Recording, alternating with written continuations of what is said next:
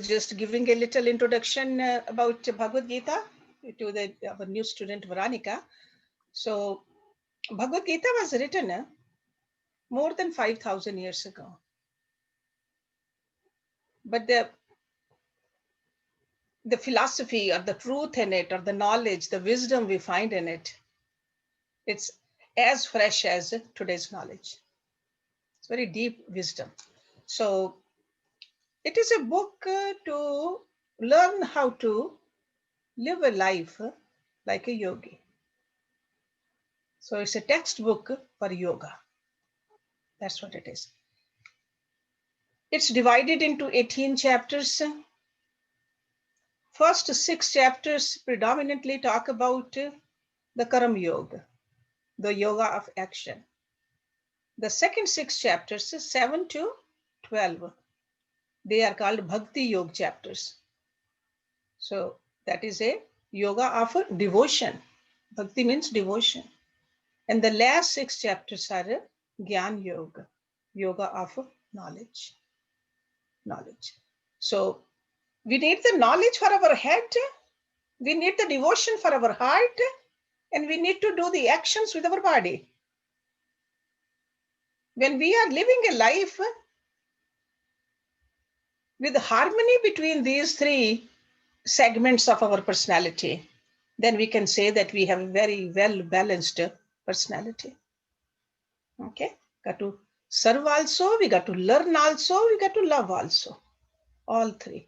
So now, as I said, we are in this class and we'll start it all over again once we finish it. So it's like a continuously we are studying this scripture in this class. So chapter number 16. Earlier I told you the last 6 chapters about the knowledge. So this is where we get very deep and very expanded knowledge. Like this chapter alone, Lord Krishna is talking about what are the divine qualities in a human being and what are the demonic qualities. It's not that the divine beings look differently, but according to the qualities, we ourselves, sometimes we are very divine. When we are helping somebody, when we are compassionate, when we are joyful, when we serve others, when we are kind, we are very divine, we know that. And the same personality, under certain circumstances, can be very demonic also. We can be jealous, we can hate somebody. So we got to be watchful of this, and that's the explanation he has given in this chapter. So the title of this chapter is Divine and Demonic Estates. Okay, Dev Asur Sampad Vibhaga Yoga. Tradition is that before we study something so deep, something so important, we bring our mind, these mental energies, to full concentration. And we use the mantras to do that. So that's why we are saying these mantras, where we are thanking God, thanking the author of this book, thanking this book also. And we are praying to God, please give us wisdom so that we can understand it much better. Okay. So Om Parthaye Pratibodhitam Bhagavata Narayan Swayam Vyasen Grathitam Puran Munina Madhye Mahabharatam Advaitam Ritvarshine Bhagavati Mashtadashadhyayane Am Tvam Anusandhami Bhagavad Gita Bhavatveshine Namo Astu Te Vyas Vishal Buddhe Full Arvind Ayat Patra Netar येन तव्या भारत तैलपूर्णः प्रज्वलितो ज्ञानमया प्रदीपः प्रपन्न पारिजाताय तोत्र वेत्र एकपानये ज्ञान मुद्राय कृष्णाय गीता अमृत दुहे नमः सर्वोपनिषदो गावो दोगदा गोपाल नंदना पार्थो वत्सा सुधीर भोगता दुग्धम गीता अमृतम महत् वसुदेव सुतम देवम कंस चानूर मर्दनम देवकी परमानंदम कृष्णम वंदे जगद्गुरुम भीष्म द्रोण तटा जयद्रथ जला गांधार नीलोत्पला शल्ये ग्राहवती कृपेन वाहने कर्णेन वेलाकुला अश्वत्थाम विकर्ण घोरमक्रा दुर्योधन अवर्तने सोतीर्णा खलु पांडवै रन्नदी कैवर्तका केशवा पाराशरे वत्सरोजमलं गीता अर्थगंधोटकम नानाख्यानक केसरम हरिकथा संबोधन अबोधितम लोके सज्जन षटपदे रह पेपिये मानम मुदा भूयाद भारत पंकजम कलिमल प्रध्वंसी न श्रेयसे मूकं करोति वाचालम पंगुम लंघ्यते गिरिम यत्कृपातमहं वन्दे परमानंद माधवम यं ब्रह्म वरुण इंद्र रुद्र मरुतः स्तुन्वन्ति दिव्ये स्तवे वेदै साङ्गपद क्रमोपनिषदै गायन्ति यम सामगा ध्यानवस्ति तद्गतेन मनसा पश्यन्ति यम योगिनो यस्यन्तं न विदुसुर असुरगणा देवाय तस्मै नमः. So 16th chapter. There's a couple of verses left in this chapter. So let's just go back where we ended our last week's class, verse number 22. Lord Krishna is saying, a man who's liberated from these three gates to darkness. And what were those three gates to darkness? Desire, anger, and greed. In Sanskrit, they are called Kam, Krodh, Lobh. Okay, so a man who's liberated from these three gates to darkness, O Arjun, practices what is good for him. Okay, and thus goes to the supreme goal. I was telling you last week. So in this verse, he is explaining to us that what is to be avoided by a seeker. Those three gates to darkness. We need to avoid those. But we must have some positive development and inner growth also. Okay, that's what he's mentioning when he says practices what is good for him. So avoiding bad food can definitely preserve the health, but it cannot give the positive joy of a full dinner. So the same way, avoiding the dissipation of our energy through desire, anger, and greed. But we got to learn how to create a positive development in ourselves also. So avoiding something, adding something good. So the positive achievement, that's what he says, the practice is what is good for him. And what is the positive practice? We're going to learn in verse number 23. Okay, so he told us what to avoid, lust, anger, and greed, what to do. Ya shastra vidhim utsrij vartate kam karta na sasiddhim avapnoti na sukham na pram gatim. Ya means who? Shastra vidhim, ordinances of the scriptures. Utsrije, having cast aside. Vartate, acts. Kam karta, under the impulse of desires. Na means not, sa means he, siddhim, perfection, avapnoti, attains, na sukham, no happiness, na param gatim, no supreme goal. He who having cast aside the ordinances of the scriptures acts under the impulse of desire, attains no perfection, no happiness, and not the supreme goal. So what is he saying in this verse to us? So positive practices, he says, follow the scriptures. The primary scriptures, Shastra. Scriptures are the guide maps given to human beings on the journey towards enlightenment.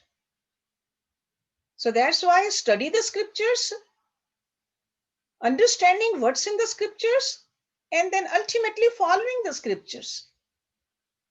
It's the same guidelines for everybody. Okay, he's talking about the Shastra.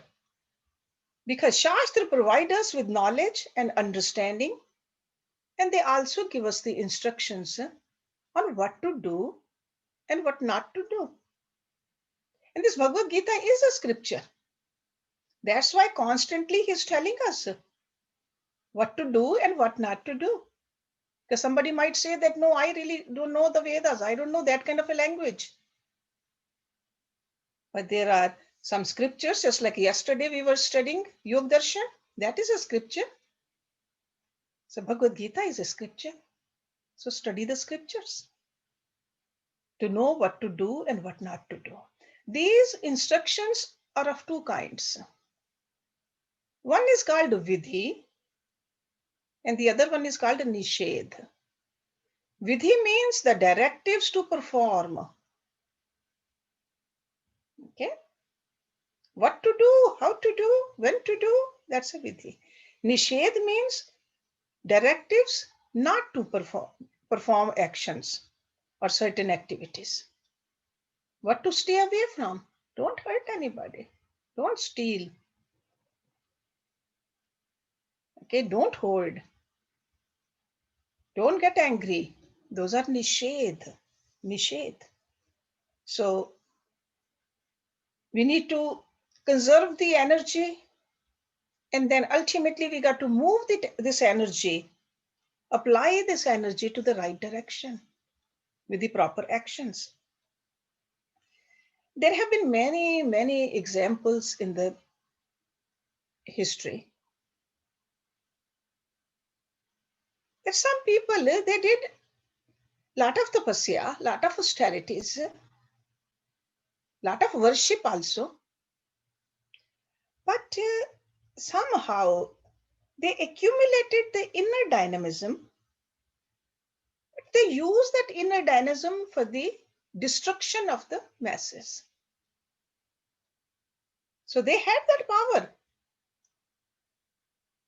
So over here, Lord Krishna is warning us, don't do that.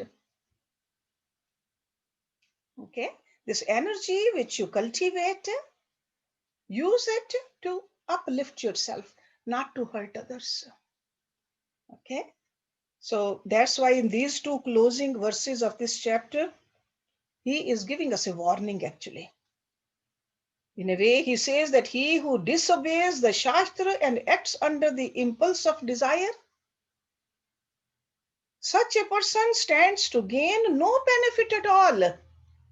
Na sukham, na pramagatem. Did all the sadhana, but did not reach the goal. The scriptures, what do they really tell us? Scriptures that discuss the theory of truth, which is called Brahm Vidya, and the technique of self-perfection, which is called yoga.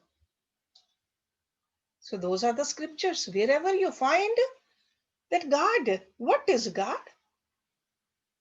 How to become one with God, that is called a scripture. Okay, so under the impulse of desire, we'll move downward. But when we have knowledge what to do from the guidance of the scriptures, we will reach to that ultimate goal. So we will attain joy, we'll attain success, ultimate success. Okay, so then he says, the last verse of this chapter, Tasmat Shastram Pramanam Te Karye Akarye Vivasthito Gyatva Shastra Vidhanuktam Karam Kartum Ihi Arse. Tasmat, therefore, Shastram, the scripture, Pramanam, authority. So scripture should be your authority. Te means they, karye akarye vivasthito, in determining what ought to be done and what ought not to be done. what kind of action I should take and what should I avoid should be based upon the scriptures. Gyatva, having known, Shastra Vidhan Uktam, what is said in the ordinance of scriptures. Karam is action, kartum to do, ih means here. Here means in this world, while you are living in this body. Aharasi, should. Therefore, let the scriptures be your authority in determining what ought to be done and what not to be done. Having known what is said in the ordinance of the scriptures, you should act here in this world. So he is beautifully driving home the point by stating that the absolute authority in deciding about any activity or lack of it are the Vedic scriptures. Okay? Vedic scriptures, why do I say Vedic scriptures? Because these Vedic scriptures came about before any ism came. Vedic scriptures are for the humanity. You don't have to belong to a certain sect or certain religion. It's for everybody, which is also called the universal truth. You'll see a part of that here and there in the books, but the whole ocean of knowledge is in the Vedas. A correct knowledge, a clear intellectual vision of the goal, and the direction which it lies, and also the possible difficulties on the route, which we need to avoid, which also becomes a prerequisite for a seeker. Okay, so that's why in the last verse over here, he says, therefore, after explaining it in all these 23 verses, he says, therefore, your right conduct in life can be determined only when the individual has correct knowledge of what is to be pursued and what is to be avoided. And the grand road to truth is the same for all. Okay, it's not different for young people and different for old people, different for the male, different for female. No, this is the same for everybody. We all need to be watchful of the greed. We all need to be watchful of the anger and the lust. Okay? Shastras are declared by those who had traveled the road many a time. From experience, they are talking about. It's not a hearsay.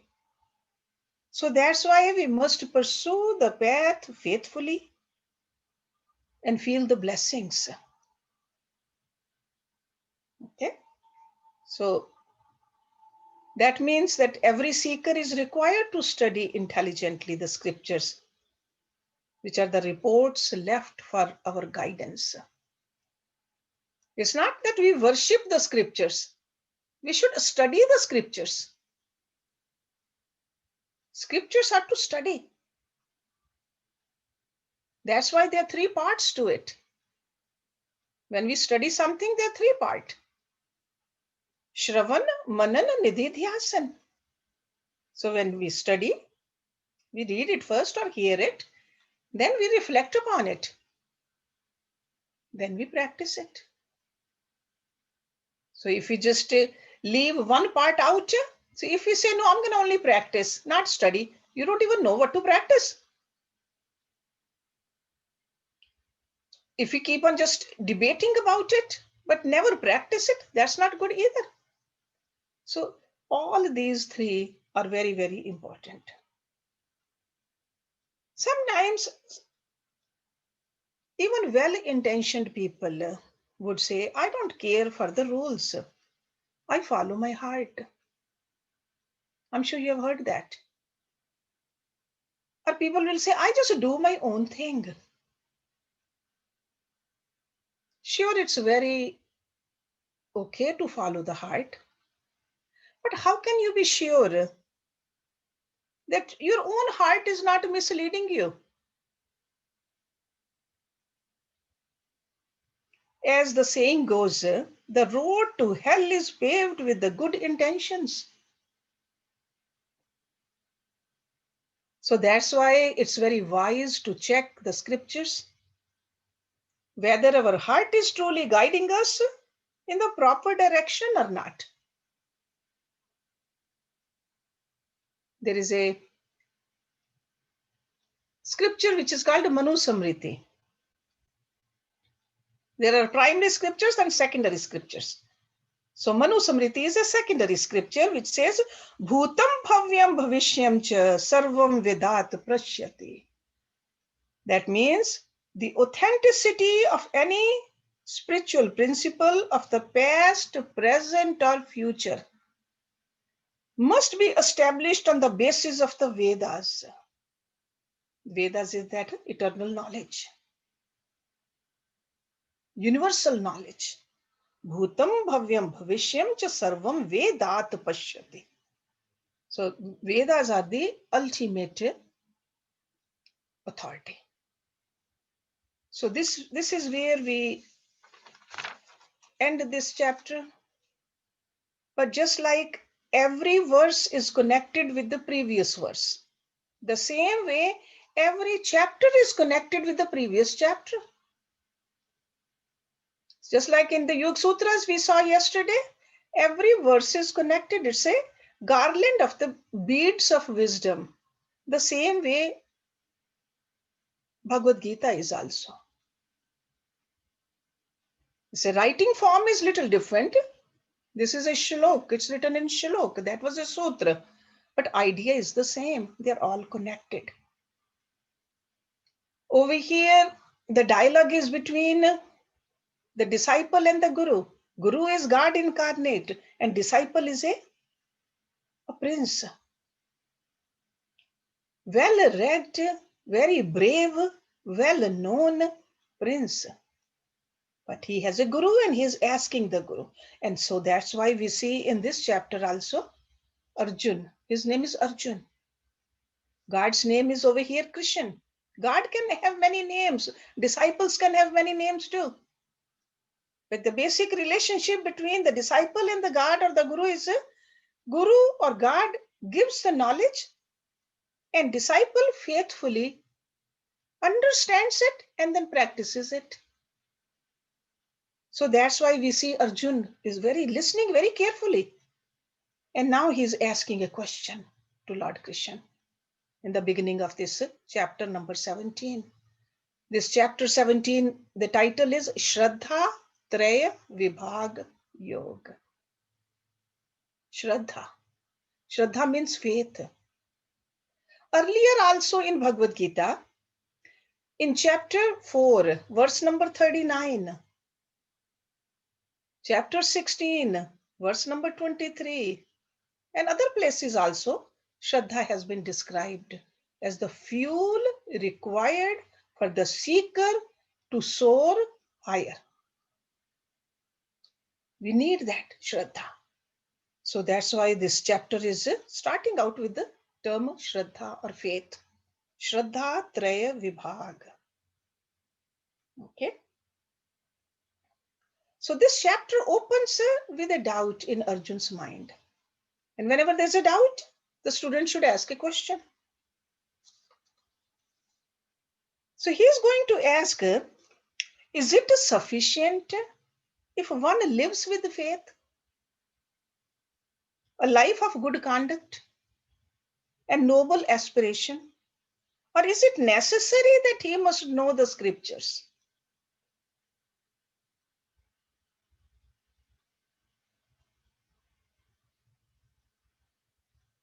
Should he really be obedient to the injunctions laid down in the scriptures? Is it that important?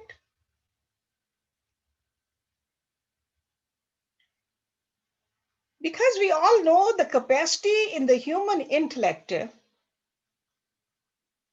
not only to know and appreciate the scriptures, but also to absorb and assimilate these ideals, the noble ideals, so completely. It's not same in everybody, because this is what Shraddha is. to know this, to assimilate it, to really believe in it. That's why, how do they define Shraddha? They say faith is the content and the very essence of the equipments of a person's whole being. That is faith. Faith gives us direction. With the help of the faith, we dash and move towards a destination for our determination. So faith is that kind of energy. So instead of directly answering Arjun's question, we'll see that how beautifully Lord Krishna is elaborating on this answer. But this chapter starts out with Arjun's question. Arjun says, Ye Shastra Vidhim Utsrijya, Ye Jante Shraddhyanvanita, Te Sham Nishta Tuka Krishna, Sattvam Aho Rajatama. Ye means who? Shastra Vidhim, the ordinance of the scriptures. Utsrijya, setting aside. Yajante, perform sacrifice. Perform sacrifice also means the devotion part also. It could be yajante, yagya. Okay. Shraddhyanvataha, endowed with faith. Te sham, there. Nishtha, condition.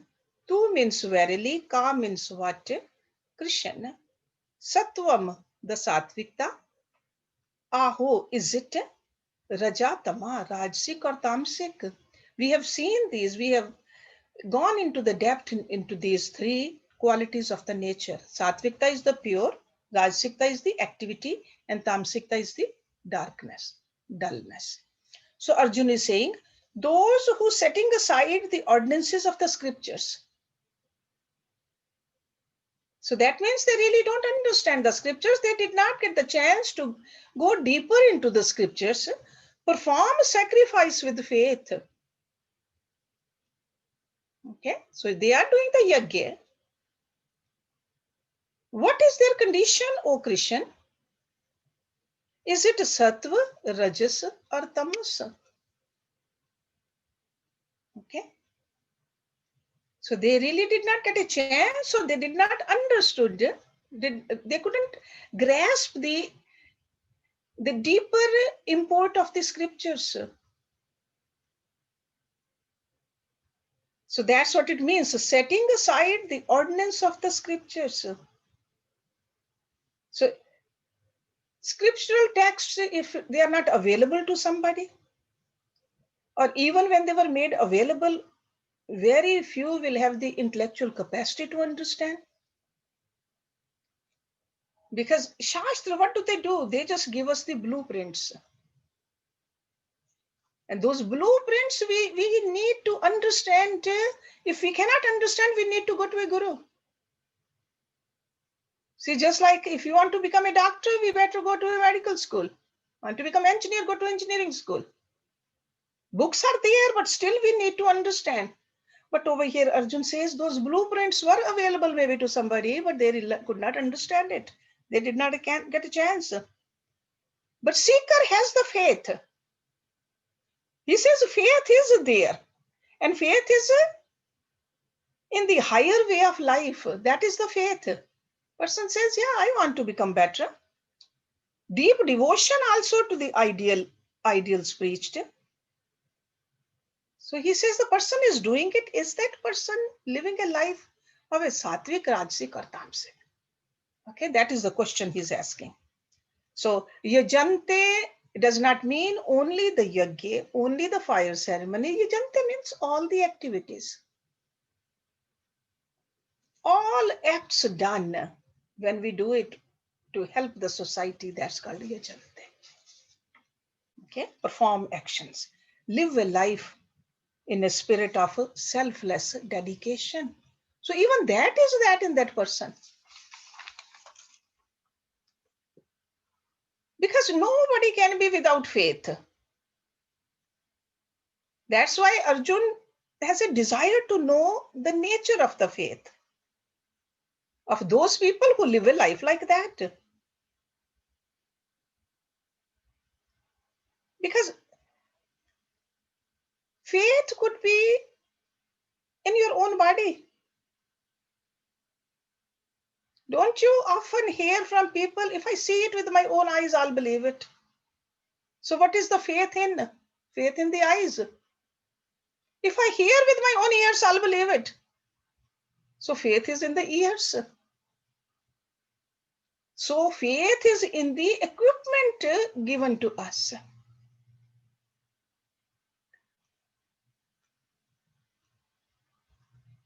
Because people say, these scriptures are old, they are ancient. I really don't have a faith in them. But I have a faith in the science. Faith is still there.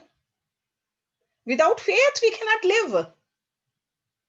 So that's why Lord Arjun is over here saying, setting aside the ordinances of the scripture, perform sacrifice with faith.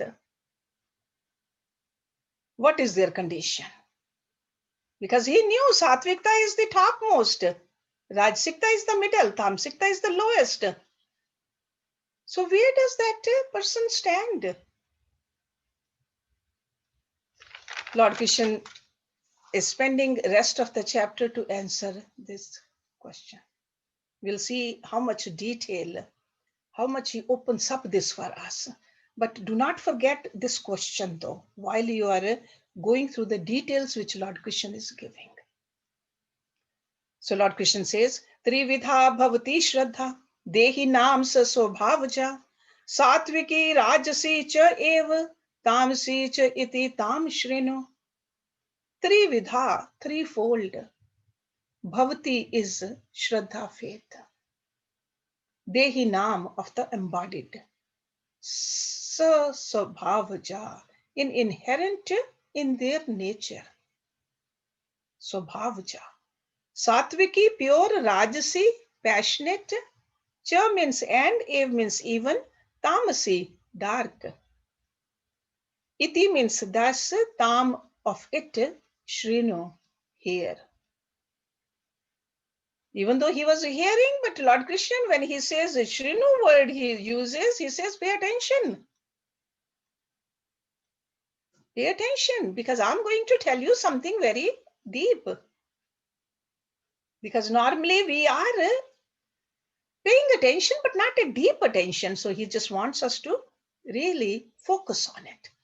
He says threefold is the faith of the embodied. And we are all embodied. Okay? Threefold is the faith of the embodied, which is inherent in their nature. The sattvic, the pure, the rajasic, and the tamasic. Thus, you hear from me. Okay? So faith itself is of three kinds. That's basically what it's saying. So if somebody says, I'm doing it with a faith, what kind of a faith you have? So faith itself can be tamasic. That is the point he's trying to make over here. Individuals' activities, physical activities, psychological behavior, or even intellectual makeup are all ordered by a certain type of faith. Faith he has kept in himself. He maintains it in himself. That's why it said, as a person's inner disposition, so is the man. The temperament that rule the behavior of the human, he says, are of three kinds. Good, passionate, and dull. Sattvic, Rajasic, and Tamasic. So now he wants us to pay attention, deep attention. Just take notes also. Write down, think about it. Your own understanding, just put it in this. Then you will understand what your inner makeup is too.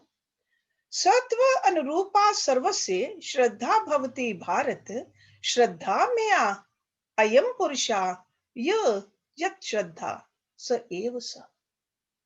Sattva Anurupaha, in accordance with his of Sarvasya of each, Shraddha faith.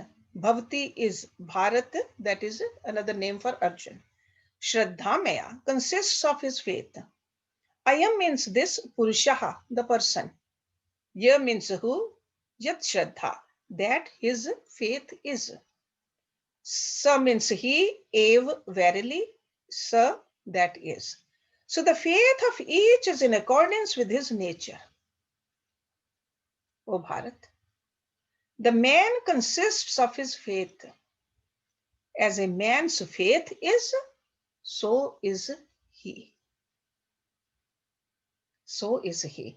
So another way of understanding is that nature of our mind. Is our mind sattvic?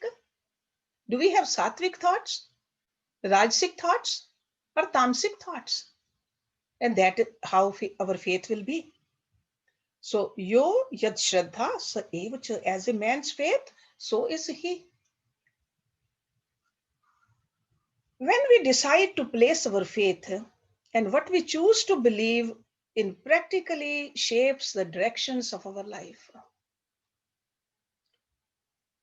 There are some people, they develop the conviction that money is of paramount importance in their world. They spend their entire life according to it.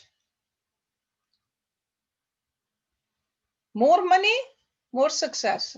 They think more money, more happiness. But then there are people who believe that fame counts more than anything else. Their time and energy is chasing the political posts and social designations. They will even spend their money to achieve that kind of a social status because they think that that is more important to them. But then there are people who believe in noble values. They will sacrifice everything to uphold them.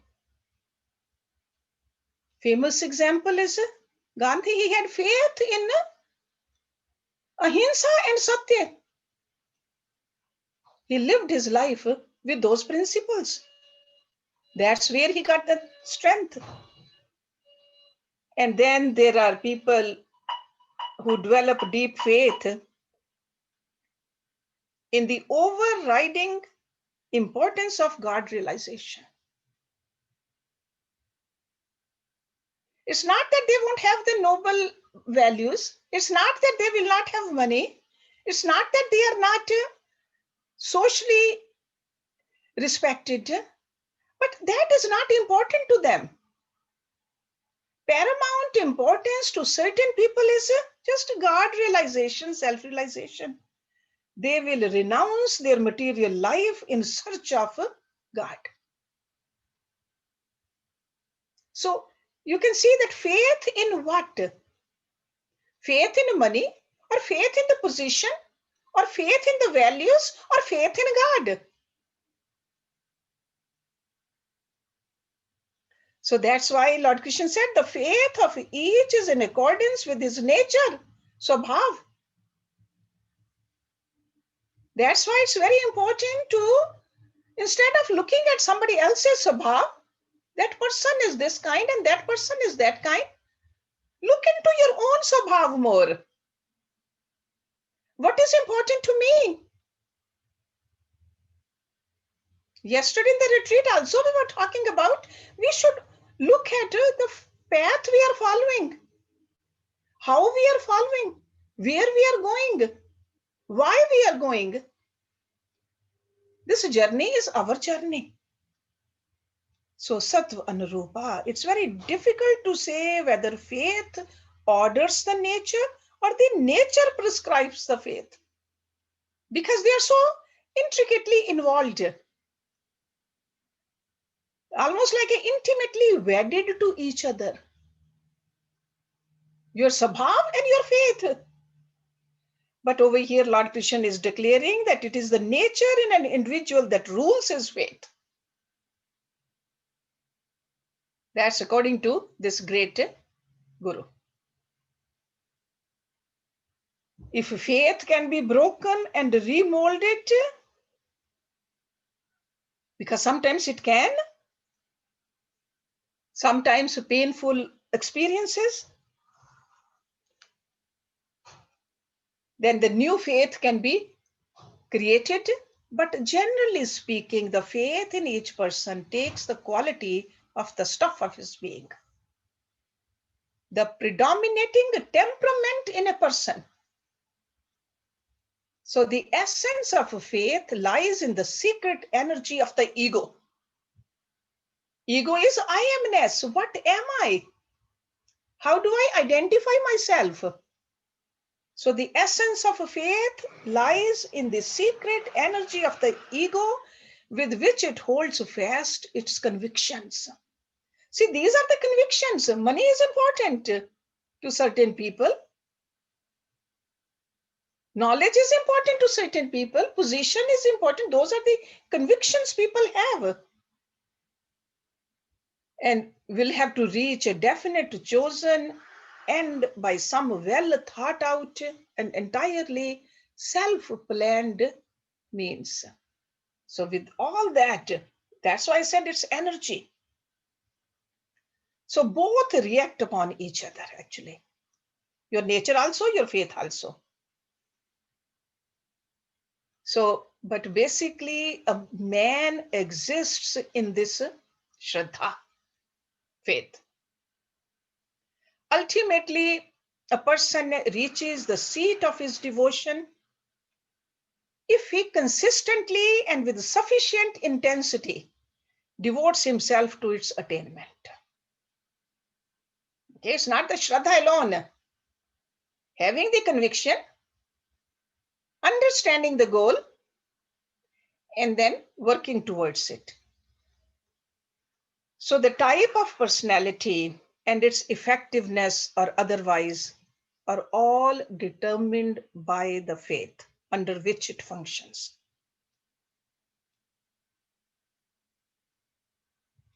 Okay, so I'm going to do just one more, and I'm sure Urmil is there. Since we finished chapter 16, I would really request her to read her poetry of that chapter 16. And then after that, we can take the questions, answers. But let me finish this next verse, number 4, and then I'll ask Urmil. यजन्ते सात्विका देवान यक्ष रक्षांसि राजसा प्रेतान भूत गन्नान च अन्य यजन्ते तामसा जना. Yajante, worship. Satvika, the sattvic or the pure people. Devan, gods. Yaksha Rakshansihi, the yaksh and the rakshas. Rajasa, the passionate. Pretan, ghosts. Bhoot Ganan, the nature, the spirits, like a black magic. Bhoot Ganan. Cha means and, Anya means others. Yajante, worship. Tamsa, the tamsic. Jana means people. Okay.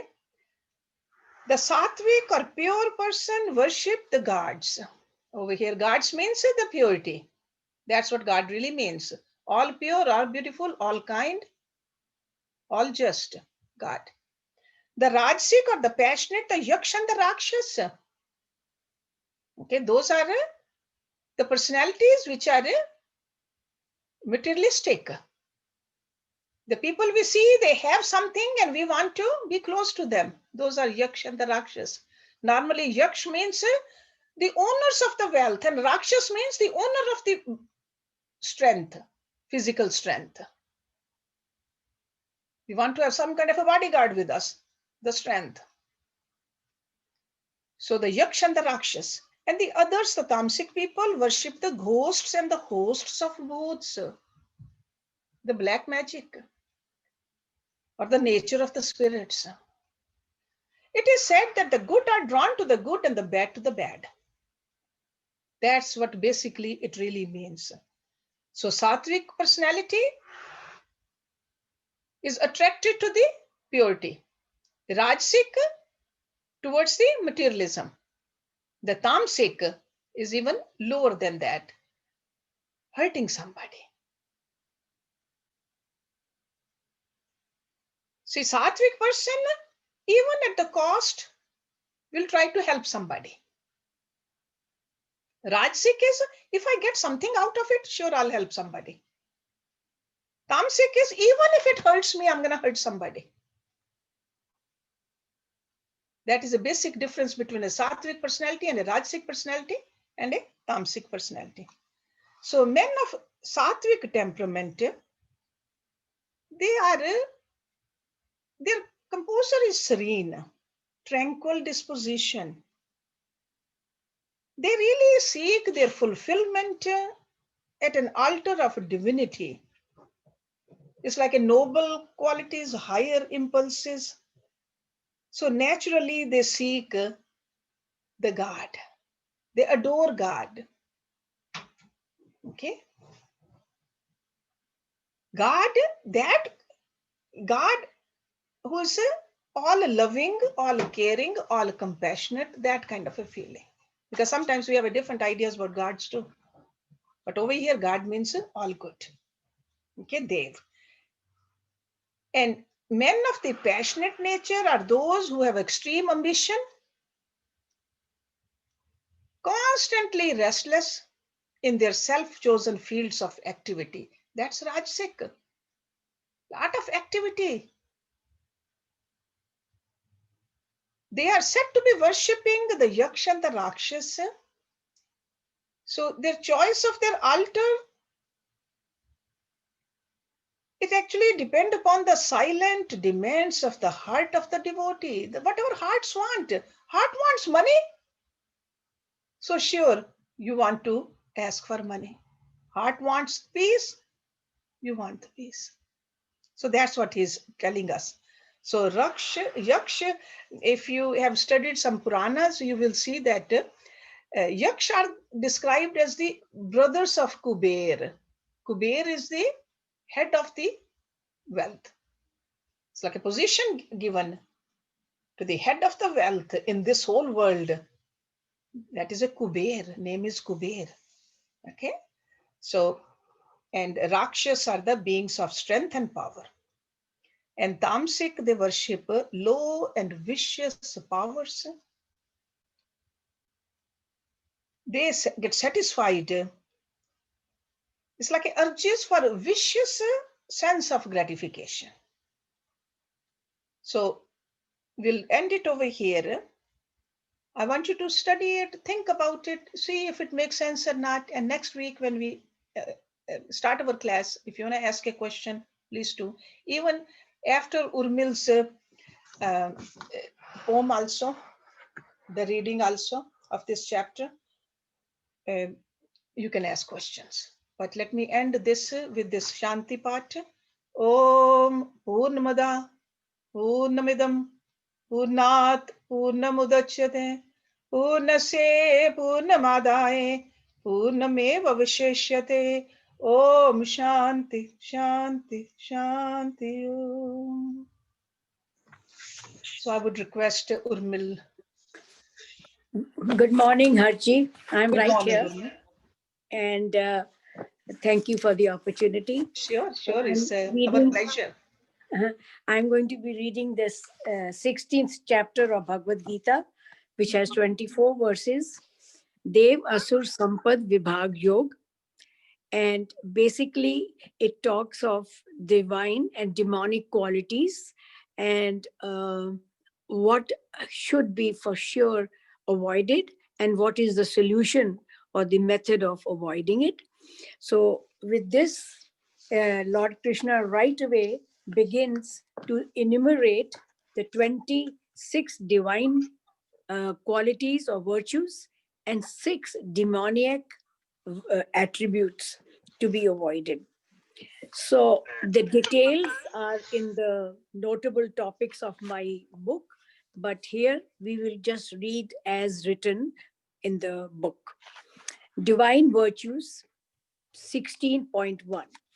Fearlessness, purity of mind, steadfast in spiritual knowledge, and control of the senses, Sincerity in charity, austerity in acts of sacrifice, study of scriptures, and be unpretentious.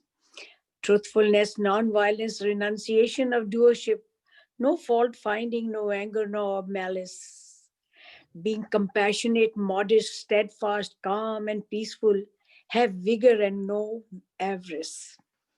Be forgiving, courageous, determined, clean in and out, have no hostility, no vanity or pride. O Arjuna, cultivate such virtues to become divine natured. Let these attributes be your guide. And of the six demonic traits, hypocrisy or external show is the captain of all the devilish forces. Others being conceit, pride, anger, harshness, and ignorance, causing nothing but mental disturbances. Divine qualities lead to salvation. The demonic attributes cause worldly bondage and rebirth. O Arjuna, worry not. You have the divine attributes and you are the blessed one on this earth. There are two sorts of people in this world. One type is divine natured, virtuous, and wise. The second kind is the lower demonic natured. Of these, O Arjuna, I have to give you advice. So he elaborates on the demonic traits. The divine ones are loaded with, all the things that we should be doing, and they become overwhelming. But when it comes to just those six traits, he elaborates them so much that till we really get them out of our system, Lord Krishna is not happy. Ones with demonic nature are egoistic, confused about right and wrong, and need direction. They are deficient in purity, ethical conduct, truthfulness, and waver when making a decision. The demoniacs believe that there is no God, nor do they agree to any basis for moral order. They think it is the union of two sexes that created the world. Lewd acts are all they harbor. These degraded souls of weak intelligence cling to their distorted and stanic views.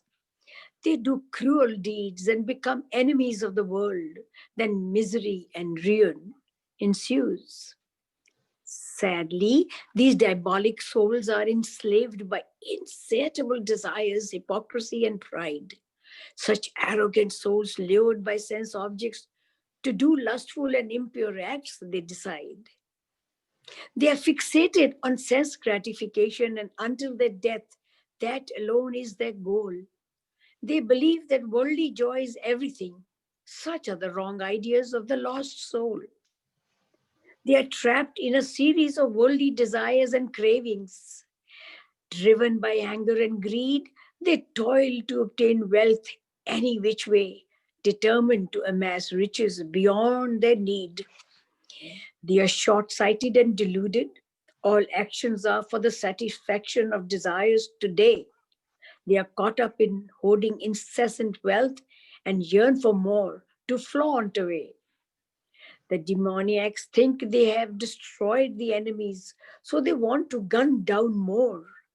I am like God Himself. I am the enjoyer. I am powerful, prosperous, and happy. They roar. They boast and claim, I am rich, born to a noble family. Who else can be equal to me? Misled by ignorance, they say, I will make sacrifices to gods, give alms, and be happy. They are baffled by many fancies and notions and are caught in the fantasy of grandeur. Habituated to the joys of the sensual pleasures, they fall into the nasty hell so obscure. They are self conceited, stubborn, loaded with pride, and intoxicated with their treasures. These hypocrites make showy sacrifices, yagnas, only for fame, contrary to the scriptures.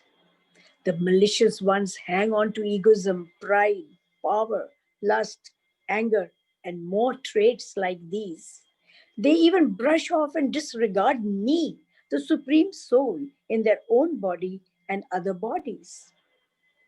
So, what can I say? Says Lord Krishna. Suffering is the destiny of the ignorant and the demoniacs. These demonics Ones are cruel, sinful, and mean. These haters are the pits of all the men.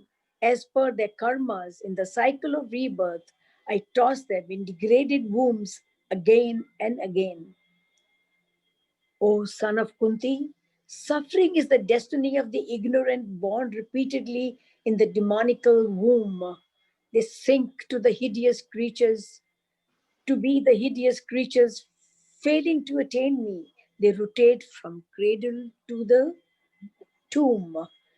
O Arjuna, three dangerous gateways lead towards self-destruction of the embodied soul. These gates are lust, anger, and greed. Bolt them before they overpower and take control. Then, in the end, Lord Krishna instructs Arjuna, says, O Arjuna, those freed of lust, anger, and greed, they triumph over the hellish torment. This freedom inspires them to uplift their soul, and salvation becomes their supreme intent. Those who are under the spell of desires and ignore the principles of the sacred scriptures, they neither attain perfection nor happiness, and they do not reach the supreme quarters. Thus, let scriptures be your authority to determine right endeavors and the forbidden actions. Comprehend divine wisdom, then manage your worldly activities as per scriptural injunctions. Thus ends chapter 16 of Divine and Demonic Qualities, dealing with the science of the absolute in the form of a dialogue between Shri Krishna and Arjuna. Om Shanti, Shanti, Shanti. Beautiful. Thank you very much, Urban. Very nice. Okay, so if anybody has a question,